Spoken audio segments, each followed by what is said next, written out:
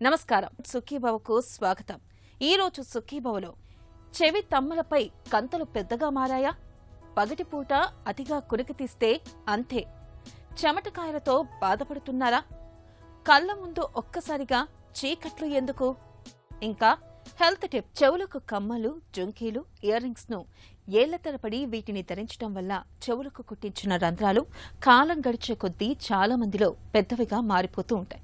ఇలాంటప్పుడు చాలా మంది బ్యూటీ పార్లర్లను ఆశ్రయించి ఏవో యాసిడ్ రసాయనాలతో కూడిన చికిత్సను తీసుకుంటూ ఉంటారు. నిజానికి ఇలాంటి యాసిడ్స్ వల్ల చెవి తమ్మలపై రంధ్రాలు మరింతగా దెబ్బతినిపోతూ ఉంటాయి. చర్మంపై స్కార్స్ కూడా ఏర్పడుతూ ఉంటాయి. అయితే చిన్నపాటి ప్లాస్టిక్ సర్జరీల సాయంతో చెవి తమ్మలపై రంధ్రాలను తిరిగి సాధారణ స్థితికి తీసుకురావచ్చని చెబుతారు డాక్టర్లు. చెవి తమ్మలపై పెద్దగా మారిన రంధ్రాలను సరిచేసే చికిత్సల గురించి ఇప్పుడు తెలుసుకుందాం.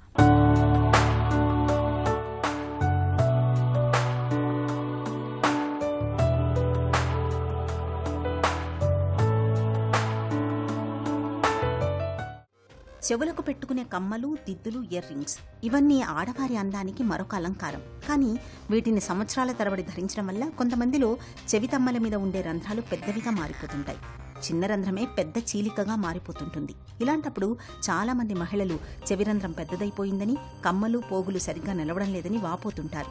మరొక సమస్య ఏంటంటే, ఇలాంటప్పుడు బ్యూటీ పార్లర్లకు వెళ్లాలా, స్కిన్ డాక్టర్ని కలవాలా, లేదంటే ప్లాస్టిక్ సర్జన్ని కలవాలా, ఎవరిని కలవాలో తెలియక సతమతమవుతుంటారు. ఇన్ జనరల్గా ఏంటంటే, ఈ చెవి యొక్క హోల్స్ సాగిపోకుండా ఉండటానికి కొన్ని మన ప్రికాషన్స్ తీసుకుంటే ఎప్పుడైనా మంచిదండి. మరి ఎవరికైనా ఫర్ ఎగ్జాంపుల్ ఇన్ జనరల్గా ఎప్పుడన్నా మోస్ట్ ఆఫ్ ది టైమ్స్ పెట్టుకుని ఏంటంటే కొంచెం లైట్ వెయిట్గా ఉండటం మంచిది. అది కూడా కాకుండా ఎప్పుడైనా అకేషన్స్కి పెట్టుకోవాలంటే కొంచెం హెవీ వెయిట్, ఏదైనా కొద్దిగా వెయిట్ ఎక్కువ పెట్టుకోవచ్చు. కానీ ఆ పెట్టుకున్నప్పుడు ఏంటంటే పక్కన స్టిక్కర్స్ అని దొరుకుతూ ఉంటాయి మీకు. అంటే ఒక చిన్న సిలికాన్ టాపిల్ అనమాట, అటు వెనక పక్కన పెట్టుకుంటారు. అవి టెంపరీగా మళ్ళీ ఆ అకేషన్ అయినా తీసేయటం అనమాట. పెట్టుకుంటే ఏంటంటే ఈ యొక్క చెవి యొక్క స్టడ్స్ కానీ వాటి ఇయర్ రింగ్స్ కానీ వాటి యొక్క వెయిట్ని పార్షియల్గా నాట్ ఓన్లీ మన స్కిన్ మీద పడకుండా అది కూడా తీసుకుంటుంది అనమాట. తీసుకుని మనకి ఎక్కువగా కిందకి సాగనివ్వదు అనమాట. ఎప్పుడన్నా ఇలా సాగినప్పుడు ఎర్లీగా ఉన్నప్పుడు లేదంటే కొంచెం లేట్ అవుతుంటే ఏమవుతుందంటే, బ్యూటీ పార్లర్ కంటే కూడా always it's better to consult ఒక ప్లాస్టిక్ సర్జన్ అండి, క్వాలిఫైడ్ డాక్టర్ని ఆర్ సర్జన్ని. కానీ ఏమవుతుందంటే ఈ చేసినప్పుడు ఎన్ని ఇర్రెగ్యులారిటీస్ కానీ అన్నెసరీ కాంప్లికేషన్స్ మనం బాగా అవాయిడ్ చేయొచ్చు అనమాట. చేసి మళ్ళీ తిరిగి ప్లాస్టిక్ సర్జరీ ద్వారా డెఫినెట్గా దాన్ని మళ్ళీ షేప్ తీసుకురావచ్చు. ఇంకోటి అట్ ది సేమ్ టైం ఏంటంటే, ఎక్కడన్నా వెళ్ళి బర్న్స్ అయితే కనుక ఈ లోబ్యూల యొక్క షేప్ కూడా మారిపోతూ ఉంటుంది అనమాట.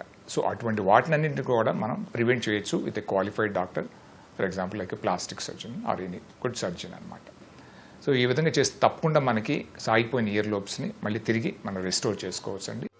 చిన్న చిల్లు పెద్ద చీరను చింపేస్తుంది అన్నట్లు చిన్న నిర్లక్ష్యమే చెవుల అందాన్ని దెబ్బతీస్తుంది. ఫ్యాషన్ కోసం భారీ జుంకాలు, రింగుల్ని ధరించడం, చెవిపోగుల బరువు, చర్మం బలహీనం కావడం, చాలా చిన్న వయసులోనే చెవులు కుట్టించుకోవటం ఇవన్నీ కలిసి చెవి తమ్మల్ని సాగిపోయేలా చేస్తుంటాయి. చెవి తమ్మల మీద బెజ్జాల్ని మరింత పెద్దవిగా చేస్తుంటాయి. చెవిపోగుల్ని పెట్టుకునే రంధ్రాలు పెద్దవిగా మారినప్పుడు చాలామంది తెలిసో తెలియకో బ్యూటీ పార్లర్లకు వెళ్తుంటారు. అక్కడ బెజ్జాల్ని చిన్నవిగా చేయడానికి యాసిడ్ రసాయనాలను వాడుతుంటారు. నిజానికి వీటి వాడకం వల్ల చర్మం కరిగిపోవడమే కాదు, చర్మంపై స్కార్స్ అంటే మచ్చలు కూడా ఏర్పడి అవి చూడడానికి ఎబ్బెట్టుగా కనిపించే ప్రమాదం ఉంటుందని చెబుతారు నిపుణులు. ఎప్పుడైనా సరే చెవి బర్న్స్ ఇది సాగినప్పుడు, హోల్ సాగినప్పుడు ఏం చేస్తారంటే, బ్యూటీ పార్లర్ కొంతమంది వెళ్ళినప్పుడు వాళ్ళు ఒక టైప్ ఆఫ్ కెమికల్ పెడతా ఉంటారు. ఆ chemical is mostly 99% it is an acid అండి, one of the types of acid. Usually ఏదైనా టీసీ అని కానీ, ఫీనాల్ అని కానీ, ఆర్ ఇంకా కొంచెం స్ట్రాంగ్ యాసిడ్స్ కూడా పెట్టవచ్చు అనమాట. ఎనీ యాసిడ్ ఏం చేస్తుంది, లిటరల్లీ ఇట్ బర్న్స్, ఆ ఏరియా అంతా స్కిన్ తినేస్తుంది అనమాట. అంటే ఆ తినేసేది కూడా ఆ ట్రాక్ని బట్టి ఎంతెంత అది లైన్గా ఉండదు.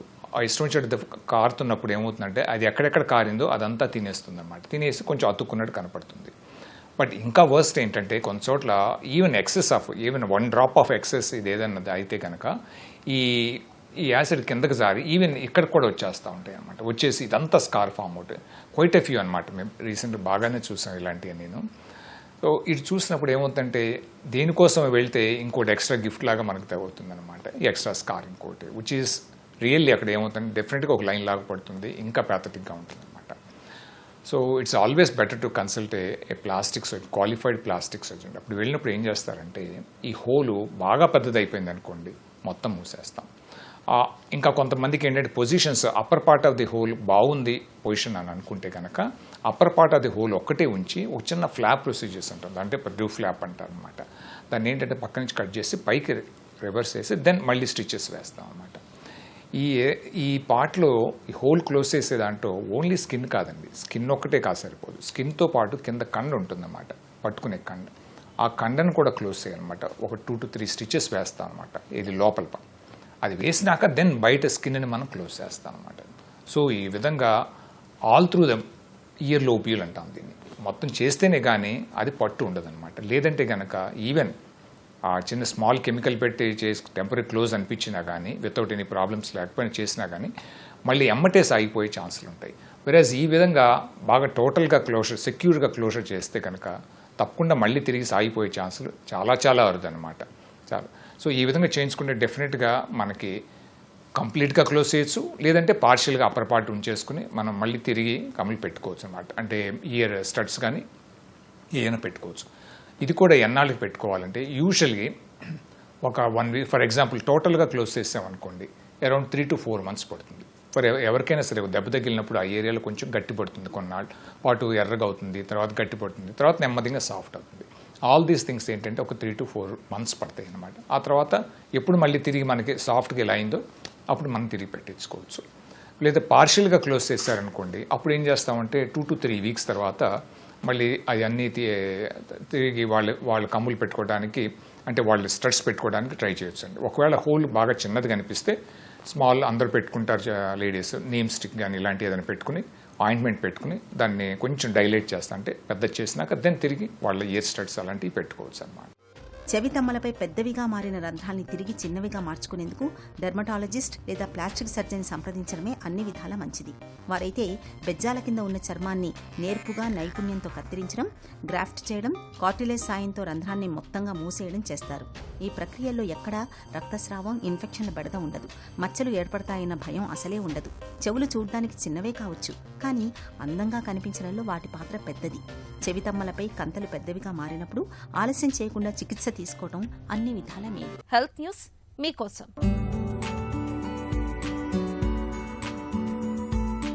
మనలో చాలా మందికి పగటిపూట కునుకు తీయడం అలవాటే. 120 నుంచి 60 మంది పగలు కాసేపైనా కునుకు తీస్తూ ఉంటారు. పగటిపూట కాసేపు నడుము వాల్చడం వల్ల మధ్యాహ్న బడిలేక తగ్గుతుంది, కొత్త హుషారు, ఉత్సాహం వస్తాయి. అయితే అతిగా కునుకు తీస్తే మంచి కన్నా చెడే ఎక్కువని రష్ యూనివర్సిటీకి చెందిన అధ్యయనం పేర్కొంటుంది. ఇందులో 55 ఏళ్లు పైబడిన 1000 మందిని సగటున 8.3 ఏళ్ల పాటు పరిశీలించారు. చేతికి ధరించిన పరికరంలోని గ్రాహకం ద్వారా కదలికలు, విశ్రాంతి తీరుతెన్నులను గమనించారు. ఇతరత్ర అన్ని అంశాలను సర్దుబాటు చేసి విశ్లేషించినప్పుడు పగటిపూట ఎక్కువసేపు, అలాగే తరచూ కునుకు తీసే వారికి మరణముప్పు పెరుగుతున్నట్లు పరిశోధకులు గుర్తించారు. ప్రతి గంట కునుకుతో మరణముప్పు సుమారు 13% పెరుగుతున్నట్లు తేలింది. 1 కన్నా ఎక్కువసార్లు కునుకు తీసే వారిలో ప్రతి అదనపు కునుకుతో 7% ముప్పు ఎక్కువ అవుతుంది. ఉదయం వేళల్లో కునుకు తీసే వారికైతే మరింత ఎక్కువ ప్రమాదం పొంచి ఉంటుండడం గమనార్హం. ఉదయం, మధ్యాహ్నం వేళల్లో తలెత్తే నిస్సత్తువకు తెలియకుండా ఉన్న ఆయా జబ్బుల కారణం కావచ్చని, ఇదే మరణముప్పు పెరిగేలా చేస్తుండొచ్చని పరిశోధకులు చెబుతున్నారు. బడలిక, నీరసం, నిస్సత్తువ ఇటీవల ఎక్కువ అవుతున్నట్లయితే నిర్లక్ష్యం చేయకుండా డాక్టర్ని కలిసి ఏవైనా సమస్యలు కారణమవుతున్నాయేమో తెలుసుకోవడం మంచిదని అధ్యయన ఫలితాలు సూచిస్తున్నాయి. వేసవిలో వేడి, ఉక్కపోతలకు తోడుగా మేమున్నామంటూ చెమట పొక్కులు కూడా మనల్ని బాగా ఇబ్బంది పెట్టేస్తూ ఉంటాయి. చర్మంపై చిన్న చిన్న పొక్కుల్లాగా పుట్టుకొస్తూ తీవ్రమైన దురదల్ని, మంటను తెచ్చిపెడుతూ ఉంటాయి. ముఖ్యంగా ఈ చెమటకాయలతో పిల్లలు బాగా ఇబ్బంది పడుతూ ఉంటారు. వేసవిలో వేధించే చెమటకాయల బాధల నుంచి ఉపశమనం కోసం ఏం చేయాలో, జీవనశైలిలో ఎలాంటి జాగ్రత్తలు తీసుకోవాలో ఇప్పుడు తెలుసుకుందాం.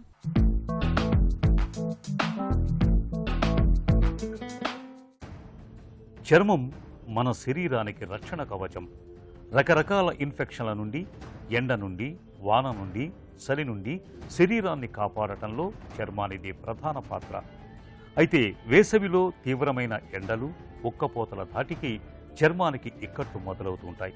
భరించలేని ఈ ఎండతాపానికి మన రక్షణ కవచమైన చర్మానికి చెమట పొక్కులు మొదలుకొని సెగ్గడ్డల దాకా రకరకాల సమస్యలు వచ్చి పడుతుంటాయి. ముఖ్యంగా తీవ్రమైన ఎండ వేడికి చర్మం పేలుతుంటుంది. చర్మంపై సన్నని, ఎర్రని పొక్కులు కనిపిస్తూ ఉంటాయి. వేడి, ఉక్కపోతల మూలంగా నిరంతరం చెమ్మగా ఉండే చర్మంపై చెమటకాయలు పెద్ద తెట్టులాగా పుట్టుకొచ్చి ఒకటే దురద పెడుతూ చికాకు పెడుతూ ఉంటాయి. ఇలాంటప్పుడు కలబంద గుజ్జును పేలిన చోట రాసుకుని కొద్దిసేపు ఆగిన తర్వాత స్నానం చేస్తే మంచి ఉపశమనంగా ఉంటుంది. చందనం, అత్తరు కలిపి ఒక ముద్దలా చేసి చర్మంపై పేలిన చోట రాస్తున్నా మంటలు, దురదలు తగ్గుతాయి. అదేవిధంగా పేలపిండి, నీటిని కలిపి చేసిన ముద్దను పేలిన చర్మంపై రాసుకుని అది ఎండిపోయిన తర్వాత స్నానం చేయాలి. చెమట ఎక్కువగా పట్టేవారు స్నానాంతరం కాస్త చందనాన్ని నీళ్లలో కలిపి పల్చగా చేసి ఒంటికి పట్టించటం మంచిది. తులసి ఆకులు, తమలపాకులు రెండింటినీ బాగా దంచి ఆ మిశ్రమాన్ని ఒళ్లంతా రుద్దుకుని స్నానం చేస్తే చెమట పొక్కుల బాధలు ఇట్టే తగ్గిపోతాయి. ఇక చెమట పొక్కుల బెడదే తలెత్తకుండా ఉండేందుకు స్నానం చేసిన తర్వాత మంచి గంధాన్ని అరగదీసుకుని చేతులకి, వీపుకి, మెడ చుట్టూ, నడుం చుట్టూ రాసుకోవటం, చెమట ఎక్కువగా పట్టే ప్రదేశంలో బేబీ పౌడర్ లేదా టాల్కమ్ పౌడర్ చల్లుకోవటం, స్నానానికి ఉపయోగించే నీటిలో కొన్ని చుక్కలు రోజ్ వాటర్ కలుపుకోవటం వల్ల మంచి ఫలితం ఉంటుంది. ఈ జాగ్రత్తలు వేసవిలో మన చర్మానికి చెమట పొక్కుల బాధల్ని చాలా వరకు తగ్గిస్తాయి. ఎండలో నుంచి ఒక్కసారిగా నీడలోకి వెళ్ళినప్పుడు కాసేపు కళ్ళు బయర్లు కమ్మడం, అంతా చీకటిగా అనిపించడం మనకు అనుభవమే.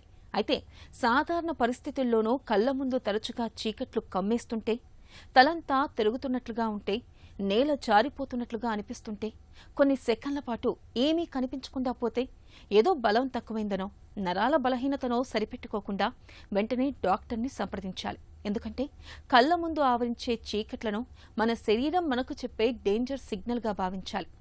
మంట కనిపించకముందే పొగ వస్తుందన్నట్టుగా కళ్ల ముందు చీకట్లు కమ్ముకోవడం వెనుక కూడా ఎన్నో కారణాలు ఉండొచ్చు. కళ్ల ముందు చీకట్లు కమ్ముకోవడానికి వెనుక కారణాలు, వాటికి పరిష్కార మార్గాల గురించి డాక్టర్ని అడిగి ఇప్పుడు తెలుసుకుందాం.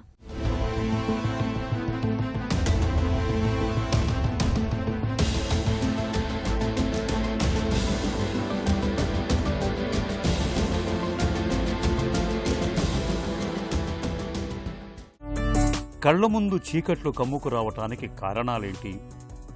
కళ్ళ ముందు చీకట్లు వచ్చేస్తున్నాయి అంటే రకరకాల కారణాలు ఉంటాయి. ఇది ఏ హార్ట్ వల్ల వచ్చిందనో, మెదడు వల్ల వచ్చిందనో, లేకపోతే ఇంకేదైనా ప్రాబ్లం వల్లనో అన్నట్లు పూర్తిగా నిర్ధారించడానికి కూడా మాకు హిస్టరీ, పేషెంట్ చెప్పేది కూడా చాలా ముఖ్యం. ఫస్ట్ అసలు కళ్ళ ముందు చీకట్లు వస్తున్నాయంటే ముఖ్యంగా ఫస్ట్ క్వశ్చన్ మేము అడిగేది, ఒక కంటి ముందు వస్తుందా లేకపోతే రెండు కళ్ళకు వస్తున్నాయా? ఒక కంటి ముందు వచ్చేస్తోంది, పైన నుంచి కర్టన్ దిగినట్టు పైనుంచి కిందికి ఇలా వచ్చేస్తోంది అంటే ఫస్ట్ అండ్ ఫార్మోస్ట్ ఇంపార్టెంట్. ఎందుకు అంటే రెటీనాకి సంబంధించి రక్తం సరఫరా అందట్లేదు అని అర్థం. ఇలా ఓ 2-3 సార్లు వచ్చింది, దాని తర్వాత మెదడు స్ట్రోక్ వచ్చేసింది అంటే మెదడులో రక్త సరఫరా ఆగిపోయింది ఒక భాగానికి, దానివల్ల ఈ చెయ్యి కాలు పడిపోయింది. ఇలా కొంతమంది పేషెంట్స్ వస్తారు. ఒక కన్ను కాకుండా 2 కళ్ళకు వచ్చిపోతోంది. ఇది కామన్గా చూస్తాం. కొంతమంది లేచి నిలబడగానే కళ్ల ముందు చీకట్లు కమ్ముకొస్తుంటాయి. ఎందుకని? మనం పడుకొని కూర్చుంటున్నప్పుడు, చాలాసేపు పడుకొని కూర్చుంటున్నప్పుడు, లేదా చాలాసేపు కూర్చుని నుంచి లేస్తున్నప్పుడు, పొద్దున్నే రాత్రంతా పడుకొని ఉంటాము, పొద్దున మెలకు వచ్చిన తర్వాత లేచినప్పుడు సడన్గా కళ్ళ ముందు చీకట్లు రావచ్చు. దీనికి అర్థం ఏంటి అంటే మనం పడుకున్నంతసేపు గ్రావిటీ, మనం ఫ్లాట్గా పడుకొని ఉన్నాం. సో కాళ్ళకి ఎంత రక్త సరఫరా ఇస్తుందో హార్ట్, బ్రెయిన్కి అంతే రక్త సరఫరా ఇస్తుంది. ఎందుకు? మొత్తం ఒకటే లెవెల్లో ఉంది కాబట్టి. ఎప్పుడైతే మనం లేచి కూర్చుంటున్నాము ఆర్ లేచి నించుంటున్నాము ఇన్ని గంటల తర్వాత అన్నప్పుడు హార్ట్ ఈ ప్లేస్లో ఉంది అని అనుకుంటే, హార్ట్ నుంచి బ్రెయిన్కి బ్లడ్ సప్లై ఎగనెస్ట్ గ్రావిటీ అంటే భూమికి గురుత్వాకర్షణ శక్తికి ఎగనెస్ట్గా, ఆపోజిట్గా వెళ్లాల్సి వస్తుంది బ్లడ్లో. అలాంటప్పుడు బ్లడ్లో సరిగ్గా బ్రెయిన్కి అందే అవకాశం కొన్ని క్షణాల పాటు ఉండదు. సో ఆ టైంలో మనకి కళ్ళ ముందు చీకట్లు వచ్చేసేయచ్చు.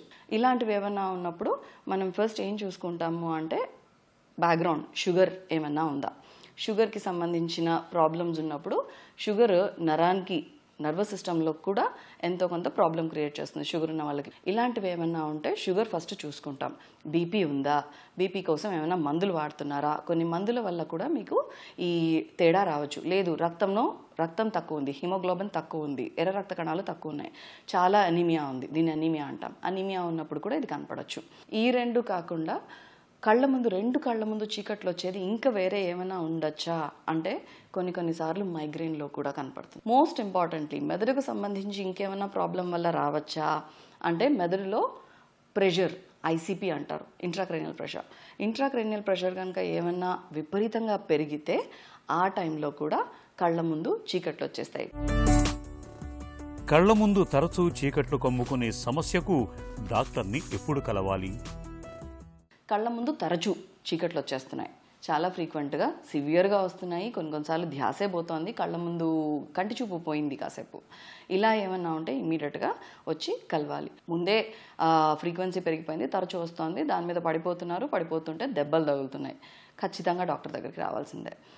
ఇలా కాకుండా కళ్ళ ముందు చీకట్లు వస్తున్నప్పుడు తలనొప్పి వస్తుంది, తలనొప్పితో వాంతులు ఉన్నాయి, లేదా చెయ్యి కాలు వీక్ అవుతుంది, తిమ్మిర్లు అవుతున్నాయి, కాసేపు చేతులు పైకి లేపలేకపోతున్నాము, రెండు కళ్ళ ముందు అసలు కంప్లీట్గా మాకు మసకలు వచ్చేసాయి, అసలు ఇంకా కాసేపు కాకుండా మళ్ళీ వచ్చేస్తోంది, ఎక్కువసేపు వస్తుంది ఇప్పుడు, ఇలాంటివి ఏమన్నా ఉంటే ఖచ్చితంగా డాక్టర్ని కలవాలి.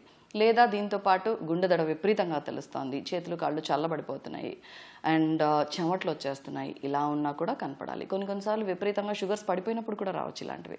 అలాంటప్పుడు ఏంటంటే షుగర్ ఉన్న వాళ్ళకి మొత్తం చెమటలు వచ్చేయడము, దాని తర్వాత చేతులు కాళ్ళు చల్లబడిపోవడము, కాసేపు మబ్బుగా అయిపోవడము, ఇలాంటివి ఉంటాయి.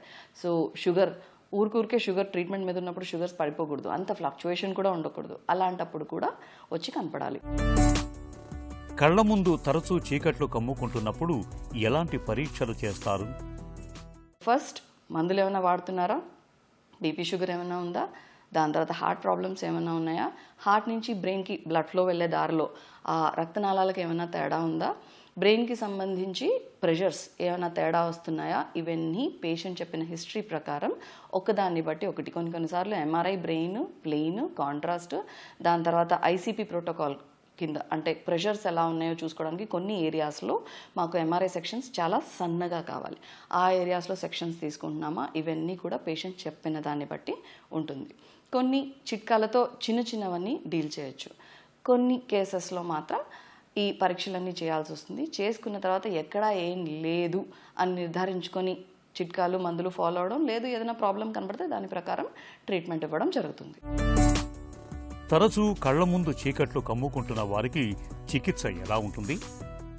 పడుకుని ఉన్నారు, మెలకు వచ్చిన వెంటనే కొంచెం ఈ ఎక్సర్సైజెస్ అన్ని చేసుకొని బెడ్ మీద నుంచి లేచి కూర్చొని దిగితే ఈ ప్రాబ్లం రాకుండా అవాయిడ్ చేయొచ్చు.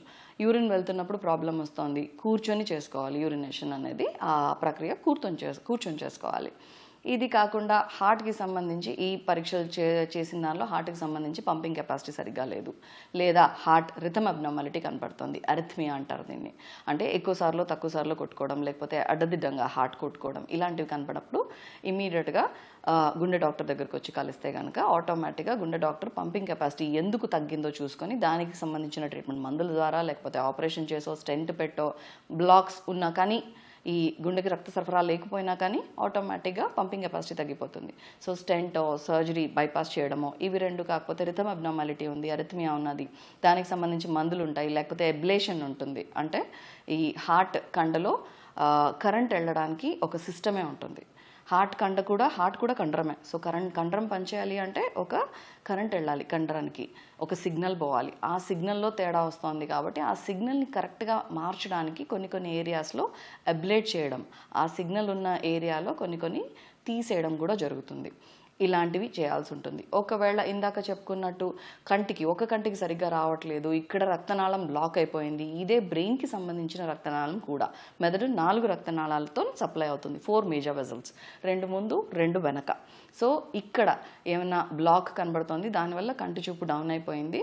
సో ఆ బ్లాక్ క్లియర్ చేయాలి. బ్లాక్ ఎలా క్లియర్ చేస్తాము? ఆబ్వియస్గా దానికి స్టెంట్ వేయడం, ఇప్పుడు హార్ట్కి ఎలా స్టెంట్స్ వేస్తారో ఈ రక్తనాళానికి కూడా స్టెంట్ వేస్తాం. దాంతోపాటు హార్ట్కి బైపాస్ ఎలా చేస్తారో ఈ రక్తనాళానికి ఎండాట్రెక్టమీ అంటాం. ఎండాట్రెక్టమీ కూడా చేయాల్సి రావచ్చు. కొన్ని కేసెస్ వర్టెబ్రోబెసిలర్ ఇన్సఫిషియన్సీ అంటారు. వర్టెబ్రోబెసిలర్ ఇన్సఫిషియన్సీ అంటే మెదడుకు సంబంధించి వెనక రక్తనాళాల్లో కూడా బ్లడ్ సప్లై సరిగ్గా రావట్లేదు.